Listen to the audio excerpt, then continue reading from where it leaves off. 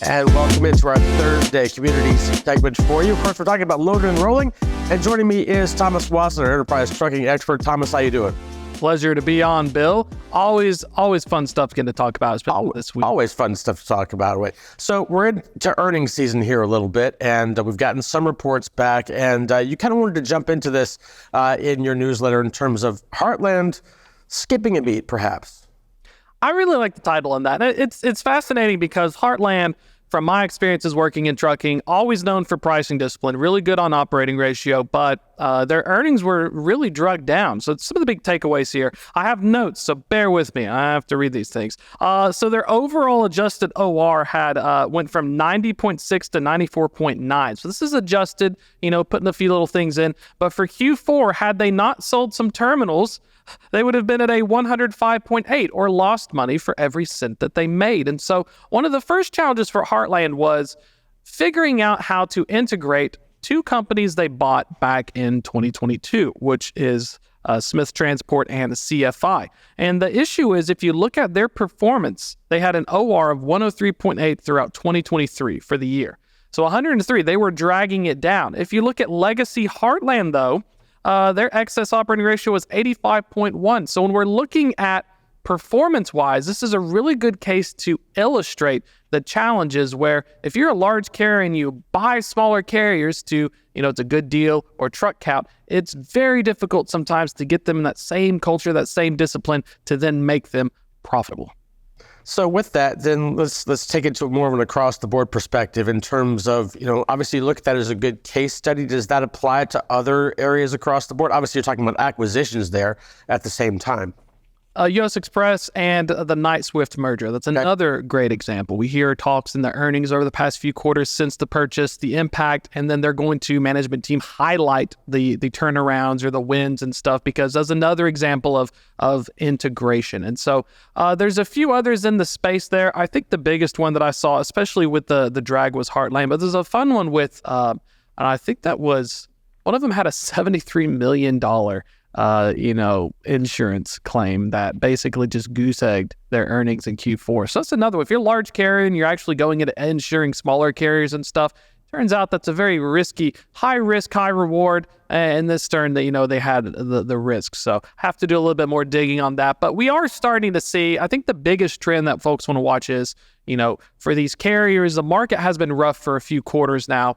The large asset carriers who are mostly contract are really feeling the pinch. We knew the market was this bad 6 months ago on the spot, but, it takes some time for the overall contracted market to do it. It's like if the spot market sneezes, eventually the contract market will catch a cold. And we're in the middle of that right now. We need some Sudafed. That's a good analogy there as well. So as you look at this, again, kind of, as we see the operating ratios coming up, we've already talked about when is the quote-unquote recovery, even though slow recovery possibly going to happen. You've mentioned operating ratios above 100. Obviously, nobody wants to be there. But when can we are we going to see that across the board? Is it coming later when we might see some relief? What are you seeing as far as that's concerned with operating ratios across the board with enterprise trucking? Well, that's the fascinating part because when we want to figure out if the market will improve, we have to remember this is bifurcated. This is split in two, bifurcated. I love these words here. Big words today. Contracted carriers are saying the second half to even, near the end of the half of 2024 before it gets better, while some are predicting maybe the spot market and early leading edges maybe between Q1, early spring, or by the time summer hits. And so that's an important thing to see. We may have a situation where the spot market actually does start improving and moving upwards, but it may take an additional 3 to 6 months before it forces contract rates to meaningfully move up. We typically like to say that spot leads contract 30 to 90 days. But at the same time, before carriers are willing and comfortable to say the worst is behind us, it will take them a much longer time. So we're continuing to see this very hesitant. We don't want to. If you're a CEO right now, you just don't want to say things are good. You just want to keep being doom and gloom because you're responsible for getting your shares pummeled. So we're going to have them be a lot more doomerism instead of optimism. While we're looking at the data now and we're seeing some early signs, but just still not out of the woods. It's just it's not going down and at the bottom. It's slowly moving upwards, but at a very, volatile rate. It's not like it's not where you can painfully see that things are getting better. It's fits and starts. It's going to be interesting to watch that over the course of the next few months there as well. Let's shift gears a little bit, talk about UPS and a story that we have talked about ad nauseum. In other words, things were quote unquote normal, then the pandemic happened and revenues went through the roof for a lot of people, and then, like many people have experienced, they've come crashing down to, in some cases, unfathomable lows as well. Look at UPS, obviously the announcement of 12,000 jobs they're cutting, and then possibly Coyote as well. That's a really fun one. I mean, let's go blast from the past here, Throwback Thursday.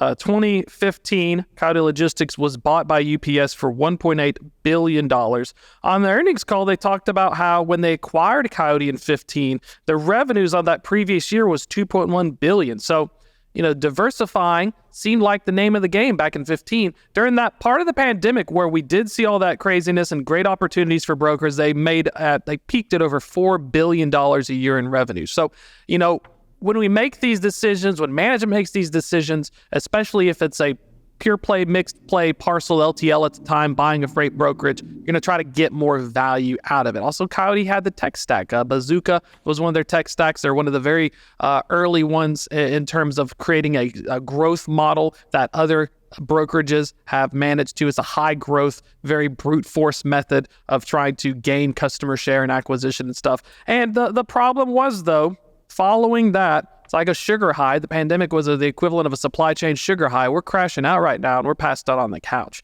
And that's what happened to UPS in the earnings with Coyote. Coyote was a drag on earnings for the year. Coyote was a drag on earnings for the quarter. And it just reached a point, the writing would have been on the wall when they got rid of UPS Freight to, I think it was TFI, the Canadian company. And that was their LTL kind of mixed truckload LTL thing that went across, because I know even large asset-based carriers would do truckload to truckload. So people like to think of UPS as a pure play parcel, but when you have that vertical integration, you can have some LTL, you can have some full truckload as you go between your nodes and your terminals. So someone will call in and fight me on that. They'll say, no, it's just a pure play parcel. I was like, nah, you don't get it. You're only seeing one sector of it. But I digress.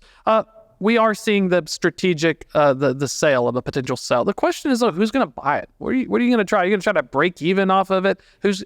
Also right now in this sector, C.H. Robinson had some rough earnings. Brokers are not in a good place right now, as the Kardashians would say, not in a good place. Who's going to buy it if you're not in a good place when you don't have the margins or the means to? So this is going to be fascinating. I think that's why we have the language strategically evaluate things, including a sale, because they've already done rounds of layoffs. They're cutting. They don't know if they're going to cut to the bone yet. Maybe we're looking for bone. Who knows? I don't get paid enough to know that. I'm not behind the scenes, but that is one of the big things to watch, because if I were in that situation, I think the biggest challenge, this is for truckload carriers as well. That's why I like to highlight UPS, just because these are the decision makers that, even if you have other carriers and mixed modes, if you want to get rid of a segment, is there a way to time it? Is there a possible way? Because you could theoretically mess it up, get rid of Coyote, sell it at a steep discount, take the loss, and it turns out it can bounce back under the right leadership. Or do you want to sell it when it's on the upswing and try to goose it and get it a potential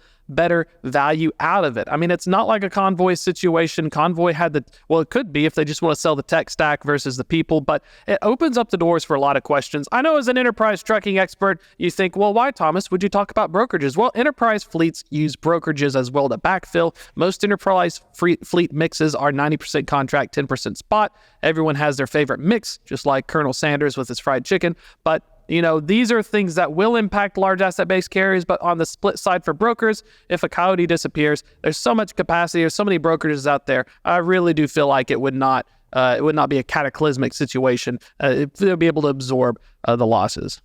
Very interesting there. Real quickly, did you look at UPS? Do they have a pinch point there somewhere where they have to make a decision, or can they hold on to this just long enough, like you say, maybe wait for an upswing and then try and get it when the market's getting better? I think they're feeling the pressure. I'm assuming, I would say the next 90 days, because what you want to do is you've already started by saying that we're going to have this situation. It's on Q4 earnings, but you really need to figure out for the next quarter, looking ahead. You don't have that luxury of saying it's going to get better. We're just waiting. You're still going to have a lot of questions for management and other things. And unless the general market improves for parcel folks, you're going to have to make a play. Time, it's clock. You just don't want the buzzer to hit you. I think that's going to be the situation for sure.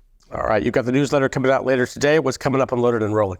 Ooh, tough stuff. Groundhog Day. I tried making Groundhog Day predictions. Don't put your faith in rodents to predict the freight market's outcome.